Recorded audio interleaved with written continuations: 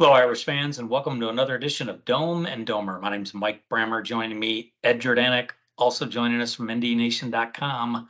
Mike Coffey, as we kick off, I don't even know what this is, like 15th, 16th, 17th year, something like that. It's been a while. So we're about the only ones that can say that, I'm pretty sure. But anyways, let's get into it. I mean, lo and behold, it's upon us. I can't even believe that we're 2 days away from Notre Dame football kicking off. Um, Lots of big question marks. Ed, I'll just ask you right point blank. My two biggest concerns probably are wide receivers and defensive ends, or not necessarily defensive end. I think the whole defensive line, quite honestly. Those for me are kind of the big, huge, I think, keys to how well we end up doing is how quickly those guys can make some make some impact, from those positions. That's my big concern. Do you agree with that? Do you think there's other concerns, or do you think?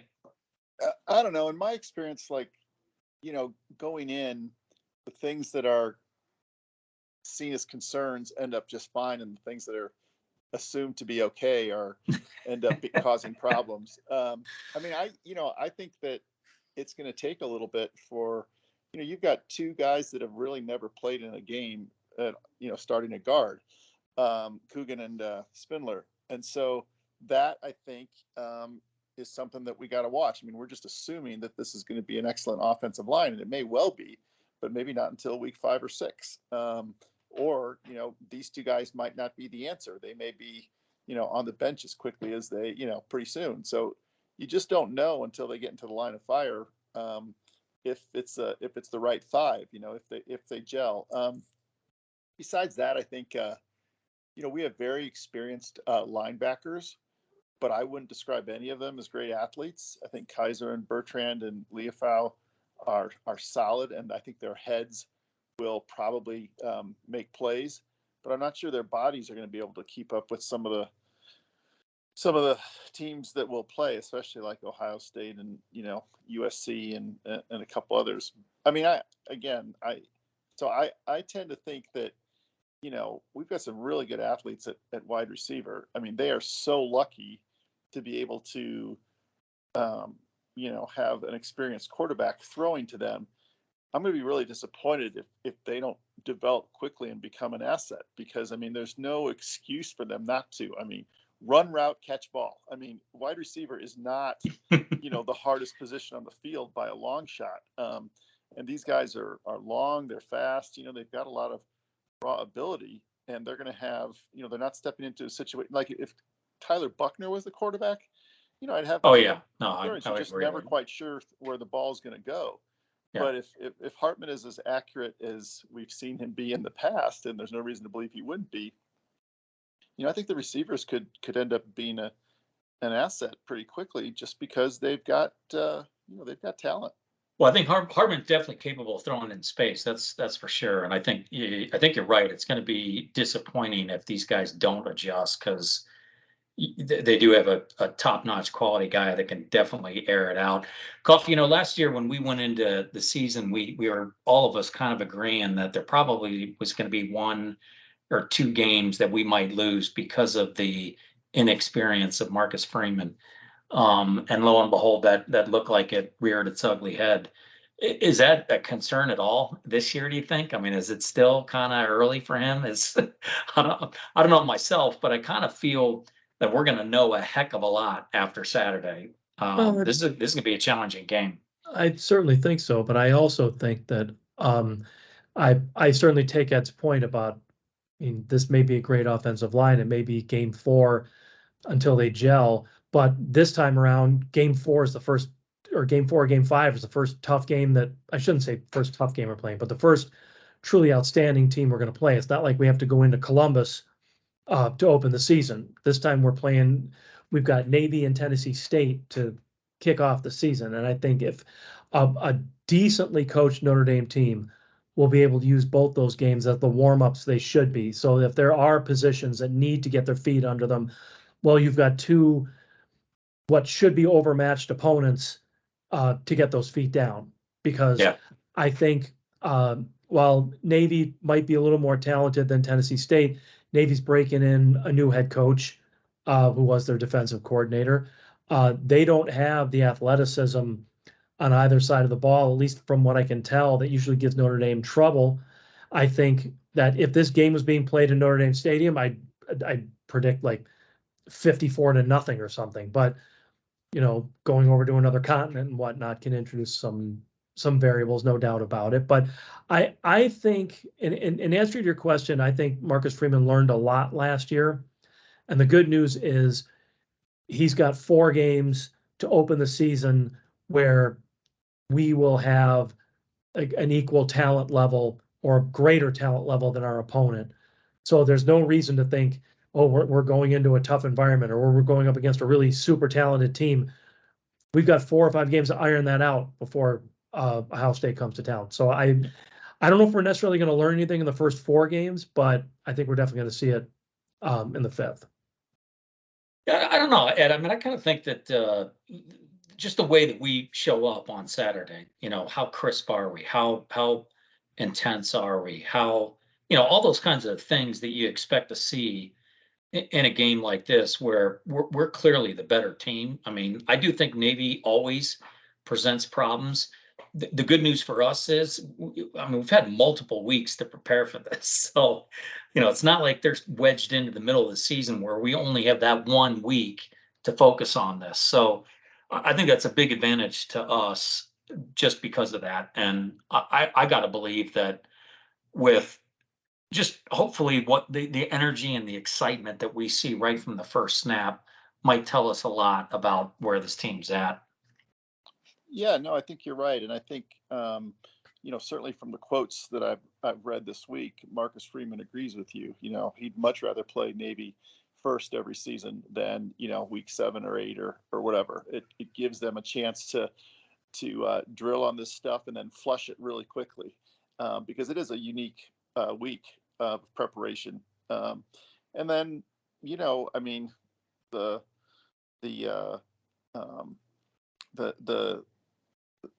Navy is Navy. You worry about injuries always with Navy, right? And Yeah. the way they play.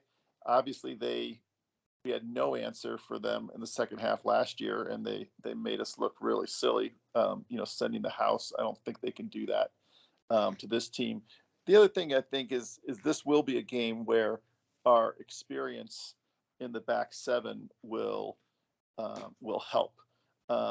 Bertrand, Leofau, Kaiser, they've all played against this type of triple option enough where they can, I think, be real leaders and get people, in their right places. And Hart and Morrison, I think, are just, they're going to be superior to any receiver that Navy has to throw out there. So I think it's going to be very much a mental game, right? When you play Navy, you've got to be assignment correct. You've got to follow the game plan. You've got to be aware of the trick play or of the little wrinkle that you didn't prepare for. So, I expect good things, but who knows? Yeah. Like you said, you got to come out ready to play. And Yeah, it's you got to win that first down, that's for sure, because you get them. Navy gets into 2nd and 4 and look out. I mean, that's going to be a problem for us all day long. If somehow we can stuff that first down and get them in a 2nd and 8, and no better than that, that's where I think you're right. The experience comes in, and they've we got a should good be fullback again, right? I mean, they've got a Yeah. good fullback. Yeah, and I mean, the Navy's put 'em in always trouble. disciplined too. I mean, the thing about that is when you got a disciplined football team, they're not going to be making a ton of mistakes. Now they don't have quite the athletes that we have, but usually that is what keeps Navy in games, is their ability to be disciplined and then control the football. And so that way defensively, we've got to be disruptive. We can play it straight up, but you have to attack that kind of an offense at certain points, and getting them in the 3rd and long is going to be key. Right. Just out of curiosity, Coffee, so I know you threw out there 54-0. I mean, obviously that's not going to happen in Ireland, but what would be kind of like disappointing for you in terms of what kind of score this game ends up resulting in? Are you pretty much happy with the W? Well, I think, well, what's really going to disappoint me is if Sam Hartman's still playing in the second half. But I think um, what I really want to see more than anything, as you said, controlling first down is key. Taking the fullback away is key. I want to see them force Navy into passing. I want to because that's I don't think Navy's going to win the game passing like that. I think they're going to, as you said, if they can get ball control, a lot of second and fours and stuff like that, there's going to be there could be some trouble for us. I think honestly, I would like ND to be up like at least 4 scores beginning of the second half. That would be and win the game going away. Now, if the scrubs play most of the second half and Navy creeps back a little bit, that's fine. But it's I want to see evidence that Notre Dame took control of the game from the get-go and didn't take their foot off the gas the whole way down. Yeah. I do think just with the offense we've got and having a guy like Hartman back there, it seems like in years past when we've struggled with Navy, it's because we couldn't air it out. We couldn't just, sling it. And I think that caused problems for us. And our inability to move the football. I mean, we'd go 3 and out, and it was just like you hung your head because we didn't touch the ball for another 10 minutes. I don't think that's going to happen. At least it seems like on paper that's not going to happen. But just because of the situation we're in with these guys being so new, you got guys. I mean, Tobias really didn't play that much last year. I mean, he saw a little bit of action, but not really. Um, and so, it's going to take a little while to get him. Probably a big, huge key to the passing game is going to be Audric Estime. I mean, how effective is he at carrying a majority of the load? Because I kind of do feel like he's probably going to get 60-70% of the carries, wouldn't you think? I mean, I got to believe they're going to weigh pretty heavily on him, especially against Navy, as my gut. I mean, I guess I could Well, be wrong about he's the that. known commodity. I mean, he's the guy who's coming back who has all the experience and played so well last year. I think at the very least, I think Estime is going to be leaned on at the beginning. It'd be great to see a couple of the other backs get involved, which I think if they can get out ahead and take the pressure off, you'll see a lot of the younger kids be able to get some chances and really makes and some very, very valuable experience because these first 2 games are tailor made for a lot of guys to get snaps. And I think that's really what matters just as much. Well, it does matter more than winning the games, but I think beyond them looking good and winning the games, it's a way to get guys some reps and ensure against injuries later in the season. Yeah. Ed, is anybody you're going to particularly pay attention to that you think might sneak up and contribute and become a name? I mean, that always happens, obviously, every season. But is there anybody you would project that might steal some limelight a little bit that we don't know about? I mean, I don't think anybody that we don't know about. I'm really curious to see how they utilize Tyree in the slot and sort of how that transition goes, and if he's a weapon. I think that's sort of interesting. Obviously there's going to be a drop off at tight end. I don't think losing Bauman helps either. I mean, he was pretty solid when he got on the field. So we're going to have to see. We haven't seen much of Stays. Apparently, he's taken a leap or taken a step. So on offense, I think those positions, tight end and sort of slot, are interesting to me in the passing game, but also in the inline blocking game. I mean, we sometimes took Mayer for granted, but he was he really worked on that and became, there are plenty of highlights of him just absolutely burying his guy and giving Estime an extra 5 yards. So Yeah, that is some truth. Yeah. yeah, on defense, I think I think there's going to be a lot of mixing and matching and a lot of, options until they kind of figure out who they can rely on along the line. I mean, I think their first 3 or 4 are pretty set, with Mills and Cross and Botello. And then it's a bunch of other guys who don't have much game experience, but by all accounts are worthy of seeing the field in high leverage situations and in big spots. So that's going to be, pretty fascinating to me is, who there's, like you said, there's always guys that step forward, right? Maybe it's 44, the Hawaiian kid, I can't remember his name. Maybe it's Jalen Snead. Maybe we see that sort of that coming out party for him in one of these games. But you have to have really good seasons from Mills and Botello and Cross to compete this year. You just have to. I mean, they just have to be good. They have to be not just solid. I mean, they have to be really good college defensive linemen for Notre Dame to have a chance at 10-2. So yeah. I think Coffee. I like. I mean, obviously Morrison is the real deal. I don't think that was any kind of a fluke. He's a legit lockdown guy. And I think Cam Hart. You look at his size and everything, and he's size-wise, he's about as good as it gets at corner. If he has a pretty good season, that's going to bode well for us because it's not like people are going to be able to just pick on us. I think like in years past where we just didn't have guys that could lock guys up. And obviously that's going to be big against Ohio State. That's going to come into play against USC. Those are two offenses that tend to really air it out with elite guys. And I probably would say USC is going to might be the best that we'll see all year and might be in the top 3 in the country in terms of their ability to produce points on the board. Sure. They are absolutely loaded with big time talent at skilled position. But outside of that, is there anything else?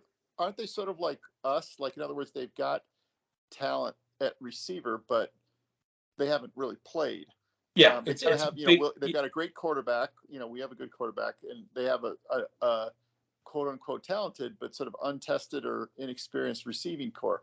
Ohio State's kind of the opposite. They have these 5-star receivers who are going to, Marvin Harrison Jr. and whatever the other guy's name is, but they don't know what they've got yet at quarterback. So it's kind of fascinating. That's one of the things that I love about college football is there's the turnover, right? There's the personnel changes every year. You just can't sort of write somebody in pen that they're going to be a producer. You just don't know. I'd much rather face an Ohio State team that's got questions at quarterback than any other team that's got questions at wide receiver. I mean, the fact is Caleb Williams is a legit NFL prospect that's going to be a lot of trouble for us. I mean, that's just flat out. That's going to be a problem. But you're right. I think that Ohio State's it'll be interesting.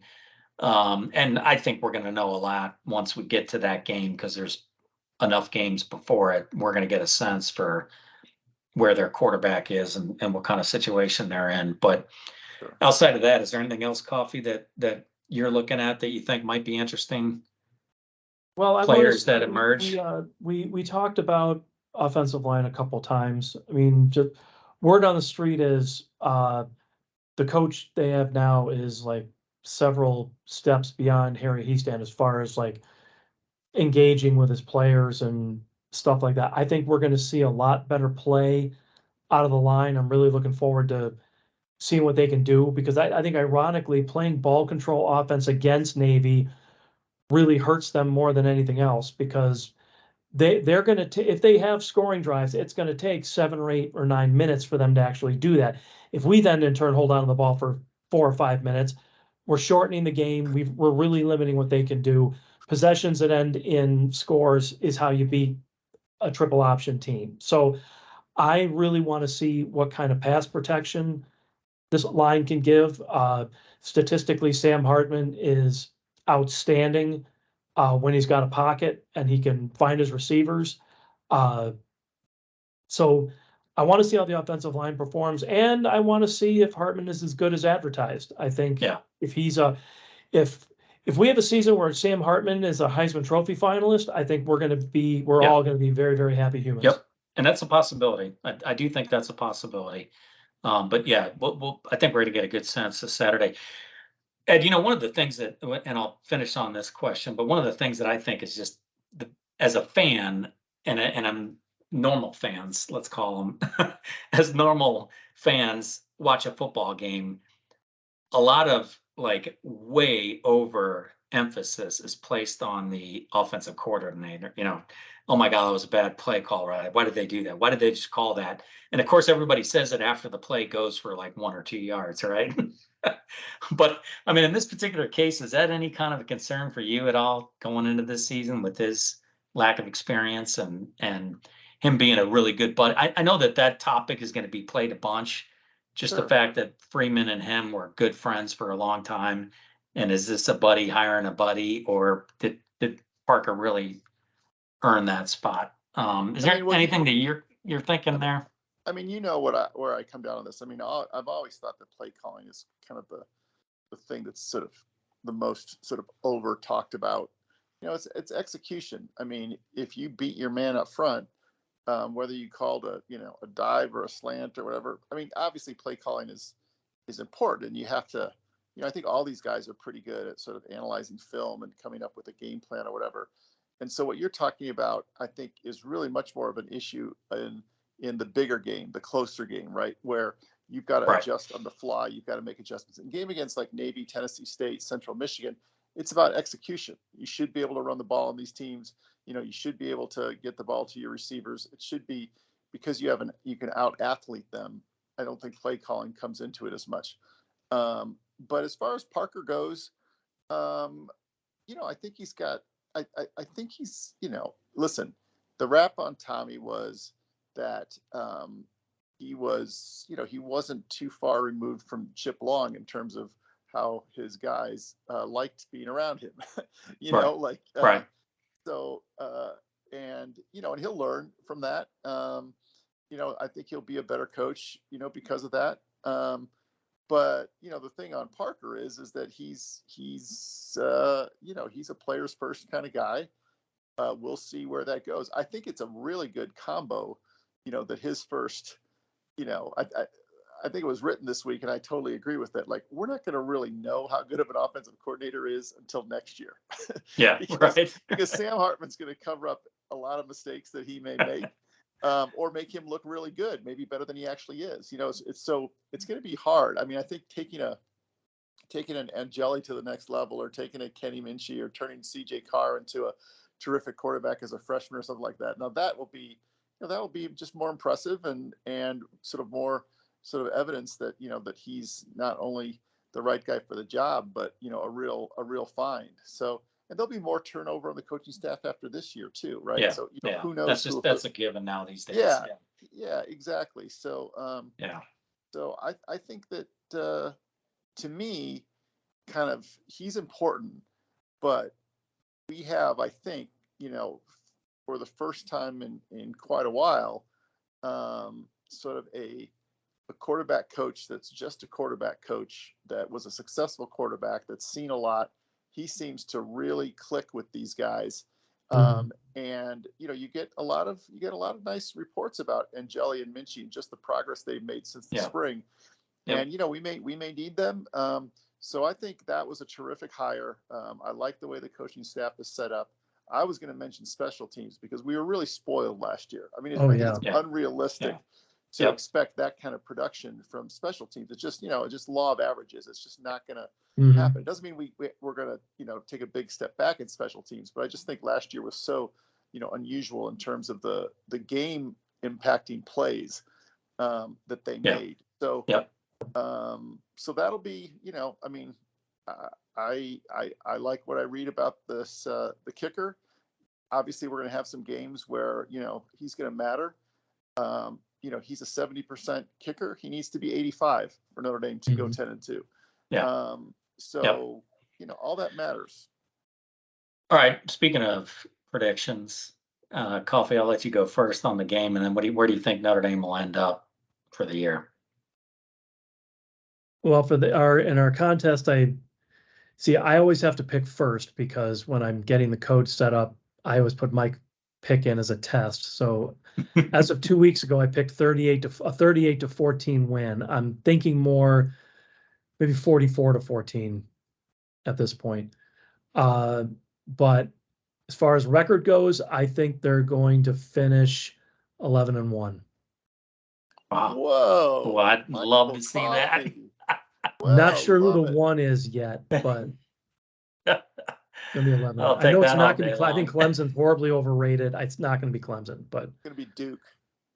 Yeah, exactly. Or NC State. Or Pitt. Uh, Pitt scares me a little Pitt bit, but scares me. Yeah, Pitt always. yeah. Um, Ed, what do you think? Oh wow. As far as the score, I'm gonna be a little bit contrarian. I think they're gonna have a good year, but I think it's possible that they'll struggle a little bit Saturday on offense, just kind of figuring some stuff out. I hope I'm wrong. But I'm gonna say that they only win. I'm gonna say like 31-20. That it's a little tougher game than we think. But they'll make some pretty big leaps between week 1 and week 2 and week 3. And then as far as the season goes, I'm gonna say 9-3, just because I think there's going to be so much. The way their schedule, their bye weeks don't come at great times. They play a lot of really tough games in a row, starting with Ohio State. I think there's going to be an injury or two. They've been injury free basically during camp. No significant, starter or player has gotten bit by the injury bug so far. So I'm going to say 9-3, because I think one of these, a Duke, an NC State, a Pitt, a Wake Forest could pick them off. I think it's just hard to maintain a level of excellence for this team, sort of, 6 or 7 consecutive weeks, which they're going to have to do. So again, I hope I'm wrong. I think they'll be in every game. I think they'll be, I don't think they're going to get blown off the field by Ohio State or USC or Clemson. That's for sure. And I think if they, but I think they're going to have some luck that kind of goes against them. And that'll result in a couple losses that we're really going to be bummed about. Yeah, I'm a little more optimistic. I do think we got a shot at 10-2, but if it ends up being 9-3, I wouldn't be terribly disappointed, just for the reasons I think you mentioned. If in fact we suffer a couple injuries at some key positions that we're just not able to afford, or as long as it's tight games and then it goes against us at the end of the game, then so be it. But yeah, I do think that you look at those 3 key games, USC, Clemson, and Ohio State. It's going to be a little disappointing if we go 1-3 against those guys. You'd love to be able to somehow eke out 2 of those wins. And then I do think somebody like a Pitt or a Duke, dependent upon the injury bug and all that, could sneak up and bite us, for that second loss. But anyways, having said that, I kind of do think we're gonna air it out on Saturday. So I'm hoping for a little bit more firepower on the offensive side of the ball, maybe 45. But I do think that Navy might put up as much as 28, with maybe 1 or 2 of those scores late in the game because we got some subs in. But in any event, I'm hoping we can see 45 points from this offense against that team, and I'd be happy as heck with that. I'll take a W though, to be honest with you. I mean, it may be a struggle for us because it might take a while, whether, like you said, on the offensive line, figuring things out. Maybe guys are not as communicative as they thought. So you just never know what you're going to get in a situation like this. But in any event, a W would be happy for me. I'm not going to be disappointed. Yep. Well, we'll see. I think you guys have Brian Kelly PTSD myself, but that's neither here nor there. At some point, we'll get to Brian Kelly this year, but I think we got to wait a couple games and then we'll pivot. All right, good deal. You've been listening to Dome and Domer, an online conversation about Notre Dame sports from a fan's perspective. For Ed Jordanek and Mike Coffey, I'm Mike Brammer. Thanks for listening.